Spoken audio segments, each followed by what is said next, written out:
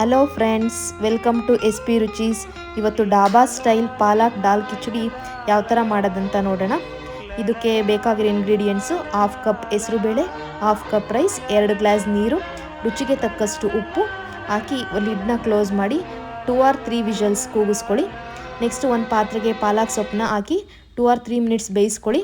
Next ಅದು cold ಆಗಲಿಕ್ಕೆ ಇನ್ನೊಂದು ಪಾತ್ರೆಯಲ್ಲಿ ಕೋಲ್ಡ್ ವಾಟರ್ನ ಹಾಕಿ ತಣ್ಣಗೆ ಮಾಡ್ಕೊಳ್ಳಿ. ನೆಕ್ಸ್ಟು ಮಿಕ್ಸರ್ ಜಾರ್ಗೆ ಪಾಲಕ್ ಸೊಪ್ಪು, ಕೊತ್ತಂಬರಿ ಸೊಪ್ಪು, ಶುಂಠಿ, ಬೆಳ್ಳುಳ್ಳಿ, ಮೆಣಸಿನ್ಕಾಯಿ, ಜೀರಿಗೆನ ಹಾಕಿ ಫೈನ್ ಪೇಸ್ಟ್ ಮಾಡ್ಕೊಳ್ಳಿ.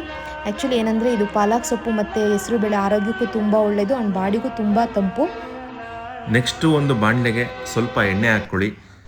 ಅದಕ್ಕೆ ಸಾಸಿವೆ, ಜೀರಿಗೆ, ಬೆಳ್ಳುಳ್ಳಿ, ಈರುಳ್ಳಿ, ಟೊಮೊಟೊ ಹಾಕಿ ಚೆನ್ನಾಗಿ ಮಿಕ್ಸ್ ಮಾಡಿ ಸ್ವಲ್ಪ ಅರಿಶಿನ ಹಾಕಿ ಆವಾಗಲೇ ರುಬ್ಬಿಟ್ಕೊಂಡಂಥ ಪಾಲಕ್ ಪೇಸ್ಟ್ ಹಾಕಿ ರುಚಿಗೆ ತಕ್ಕಷ್ಟು ಉಪ್ಪು ಮತ್ತು ಆವಾಗಲೇ ಕೂಗಿಸಿಟ್ಕೊಂಡಂಥ ಅನ್ನ ಮತ್ತು ಹೆಸರುಬೇಳೆ ಹಾಕಿ ಚೆನ್ನಾಗಿ ಮಿಕ್ಸ್ ಮಾಡಿ ಇವಾಗ ರುಚಿಯಾದ ಪಾಲಕ್ ರೈಸ್ ಸವಿಯಲು ಸಿದ್ಧವಾಗಿದೆ.